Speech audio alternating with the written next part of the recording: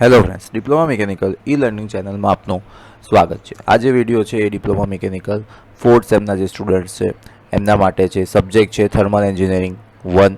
Already આપણે એક જે પાર્ટ હતો આ ટોપિક પર એનો વિડીયો ઓલરેડી અપલોડ કરી દીધો છે. સો આ પાર્ટની અંદર આપણે બીજા 12 કે 13 ક્વેશ્ચન આપણે આ વિડીયોની અંદર ડિસ્કસ કરીશું. ઓલરેડી આપણે 11 ક્વેશ્ચન જે છે એ આપણે ઓલરેડી ડિસ્કસ કરી દીધા હતા. સો આઈ હોપ તમે એ ક્વેશ્ચન પ્રોપર વેમાં પ્રિપેર કરી દીધા હશે.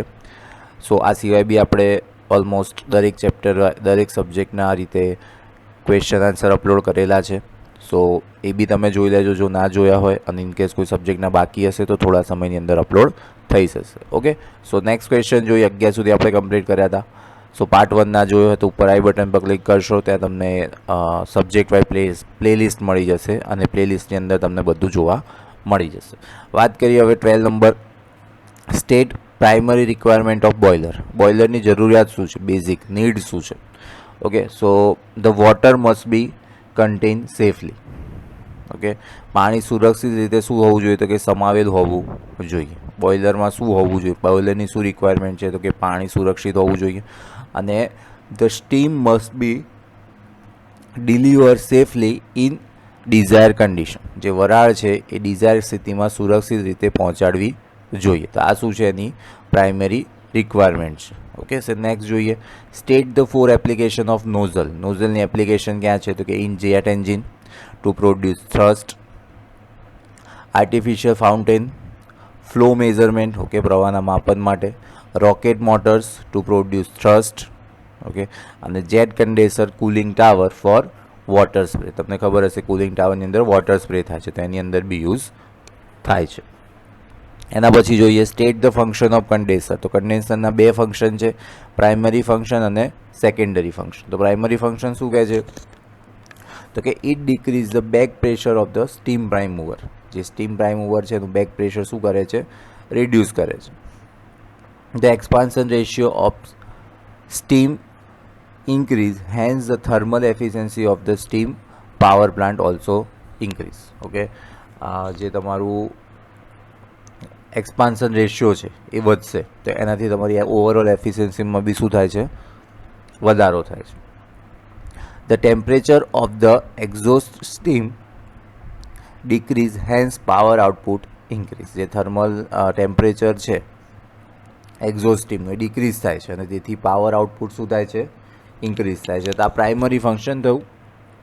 એવી જ રીતે સેકન્ડરી ફંક્શન બી છે, તો કે it supply the clean and soft water to the boiler. બોઇલરને ક્લીન અને સોફ્ટ વોટર શું પૂરું પાડે છે, પાણી પૂરું પાડે છે. Because of higher temperature of the feed water thermal stresses are reduce.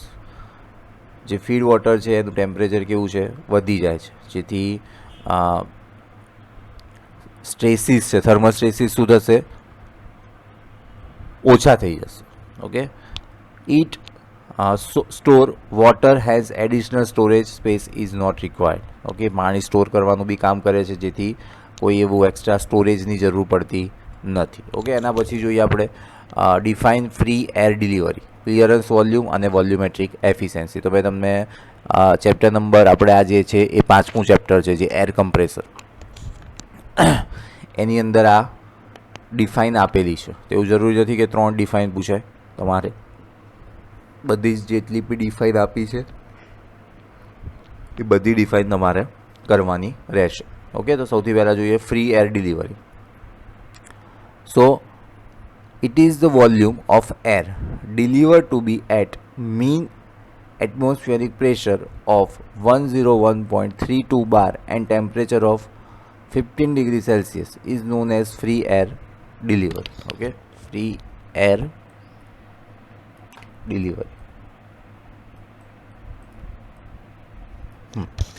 વાતાવરણની સ્થિતિએ કમ્પ્રેસર દ્વારા અપાતા હવાના ખરેખર કદને ફ્રી એર ડિલિવરી કહે છે. ઓકે, અહીંયા બી એર લખવાનું રહી ગયું છે, ફ્રી એર ડિલિવરી કહે છે. તો એકદમ ઇઝી ડેફિનેશન હતી.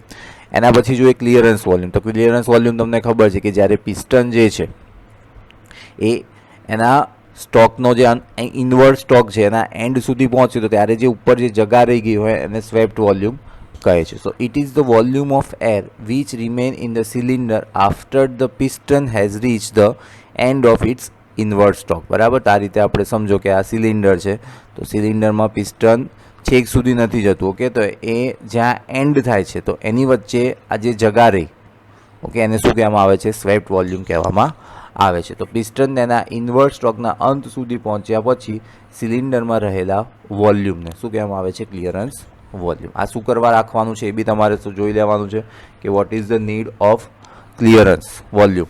ઓકે, એના પછી વાત કરીએ volumetric efficiency. So it is the ratio of actual volume of air taken in the cylinder to the swept volume of the compressor. બરાબર, તો કે કેટલી હવા અંદર આપણે લીધી એ એકચ્યુઅલ વોલ્યુમ અને air taken in the cylinder to the swept volume, અને કેટલી હવા સ્વેપ્ટ થઈ. મતલબ તમને કીધું મેં કે અંદર ઇન્ટેક તો આખી આવશે જ, બરાબર, અને કેટલી સ્વેપ્ટ થઈ તો આટલો જ વોલ્યુમ તમારું સ્વેપ્ટ થશે. તો આ બંનેનો જે રેશિયો થશે, કારણ કે આટલો પોર્શન તો શું જશે? ક્લિયરન્સમાં જશે.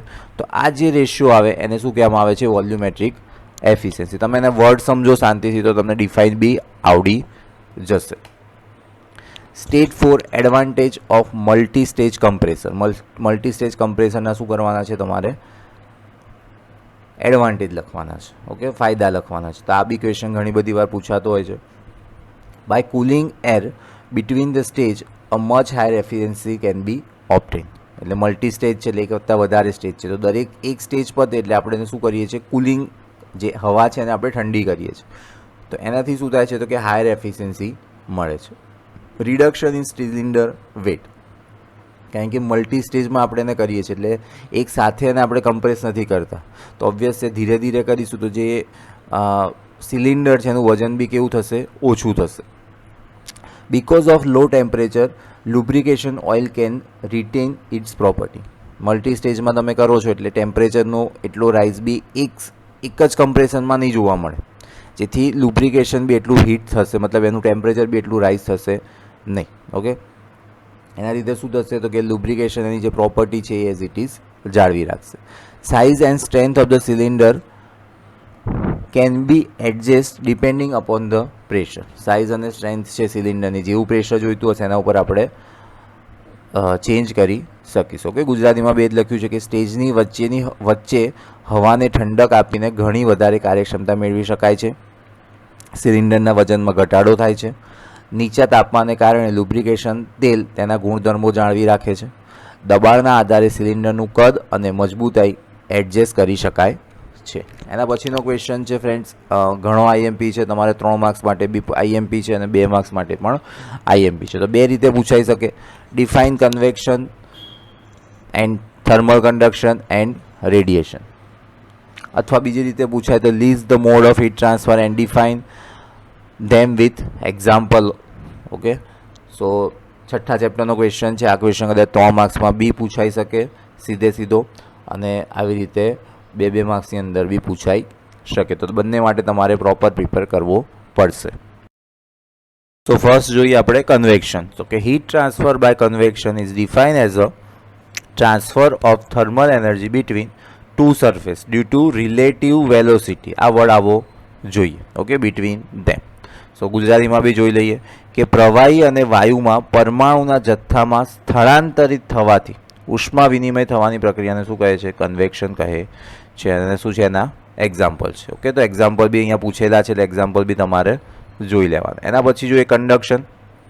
સો conduction is a process by which transfer of heat take place from region of higher temperature to the region of lower temperature with a system of between one system and another in a physical contact with it. Okay, so એકબીજા સાથે કોન્ટેક્ટમાં હોય ત્યારે higher ટેમ્પરેચરથી lower ટેમ્પરેચરમાં શું થાય? Transfer થાય. Okay, તો એ જ વસ્તુ અહીંયા લખ્યું છે કે એક જ પદાર્થ જ્યારે ઉષ્મા એટલે એક જ પદાર્થમાં જ્યારે ઉષ્મા ઊંચા તાપમાન તરફથી નીચા તાપમાન તરફ વહન પામે છે ત્યારે તેને કન્ડક્શન કહેવામાં આવે છે. ઓકે, અને આ શું છે?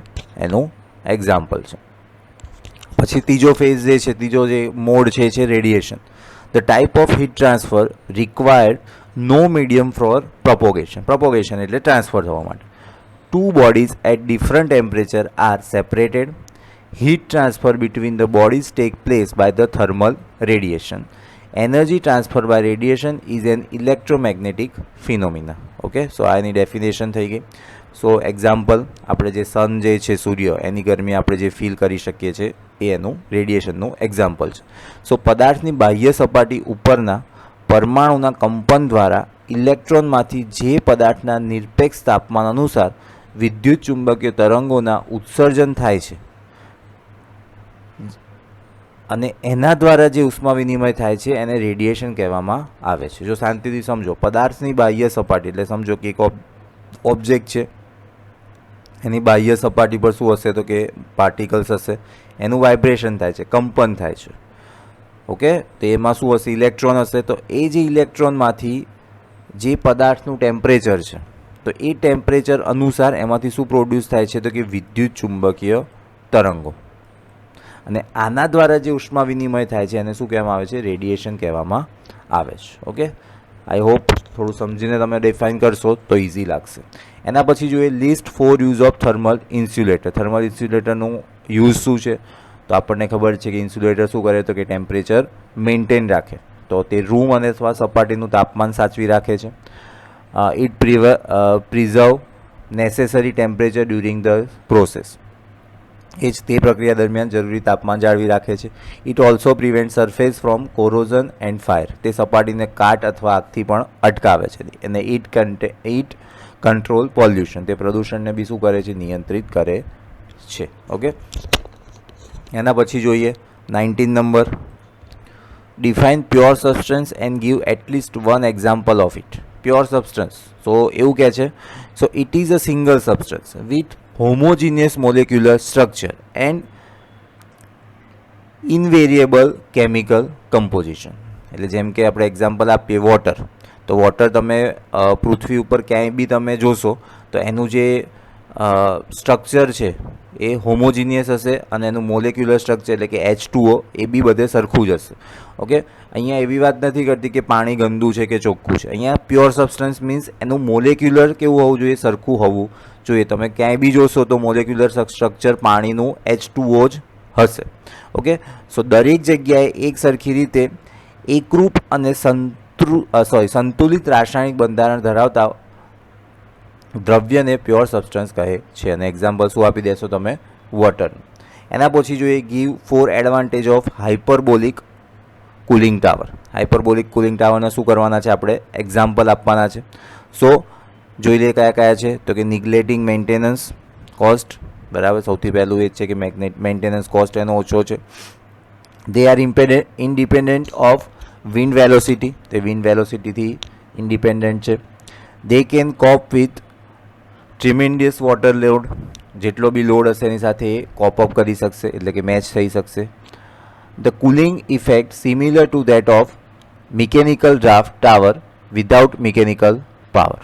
ઓકે, એટલે કે ઠંડકની અસર યાંત્રિક શક્તિ વિના એટલે મિકેનિકલ પાવર સિવાય મિકેનિકલ ડ્રાફ્ટ ટાવર જેવી જ હોય છે. એટલે એ મિકેનિકલ ડ્રાફ્ટ ટાવર જેવી જ આપણને કુલિંગ ઇફેક્ટ પ્રોવાઈડ કરે છે. ઓકે, એના પછી જોઈએ 21 નંબરનો question, define sensible heat and latent heat. Okay, તો સેન્સિબલ હીટ અને લેટન્ટ હીટ વચ્ચેનો તફાવત બી પૂછાય અમુક વાર અને વ્યાખ્યા તો ઘણી બધી વાર પૂછાયેલી છે. તો શું છે?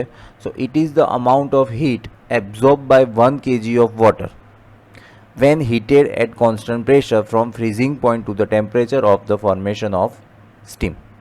સિમ્પલ વાયમાં કહીએ તો કે અચળ દબાણે એકમ દળના પાણીને તેના સંતૃપ્ત તાપમાન સુધી ગરમ કરવા આપવી પડતી ગરમીને એને શું કહેવામાં આવે છે? Sensible heat.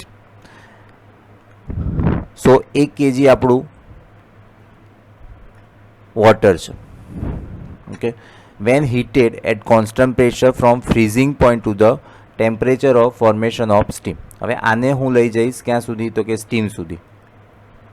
તો એની વચ્ચે જે મેં ટેમ્પરેચર આપ્યું એને શું કહેવામાં આવે છે? સેન્સિબલ ટેમ્પરેચર અથવા સેન્સિબલ હીટ. હવે લેટન્ટ હીટ શું છે? So it is the amount of heat absorb to operate 1 kg of water at its boiling point or saturated temperature without change in temperature. હવે સમજો કે વોટર છે તેનું boiling point શું હશે, 100 ડિગ્રી સેલ્સિયસ, કે જે વેપરની અંદર શું થઈ જાય છે, કન્વર્ટ થઈ જાય છે. તો સમજો કે અહીંયા તો 100 ડિગ્રી સેલ્સિયસ પર વોટરમાંથી વેપરમાં જ્યારે કન્વર્ટ થાય છે, એ જે હીટ આપે છે કે જ્યારે ટેમ્પરેચર શું રહે છે, કોન્સ્ટન્ટ. જો without change the temperature remain constant, તો એ જે છે એને શું કહેવામાં આવે છે, લેટન્ટ હીટ. ઓકે, આપેલા દબાણે એકમ કદ પાણીને તેના સંતૃપ્ત તાપમાન પરથી સૂકી અને સંતૃપ્ત વરાળમાં રૂપાંતર કરવા માટે આપવી પડતી ગરમીને. ઓકે, આપેલા દબાણે એકમ કદ. ઓકે, એટલે 1 kg ઓફ વોટર છે એને આપણે શેમાં કન્વર્ટ કરવાની છે, સ્ટીમની અંદર. તો એના માટે જે એનર્જી આપવી પડે એને શું કહેવામાં આવે છે, લેટન્ટ હીટ. બહુ ઇઝી હતી. એના પછી જોઈએ explain triple point and critical point. Okay, critical point મેં તમને લાસ્ટ પાર્ટમાં કીધું હતું કે નોઝલનો બી હોઈ શકે અથવા તો નોર્મલ પણ આવી શકે.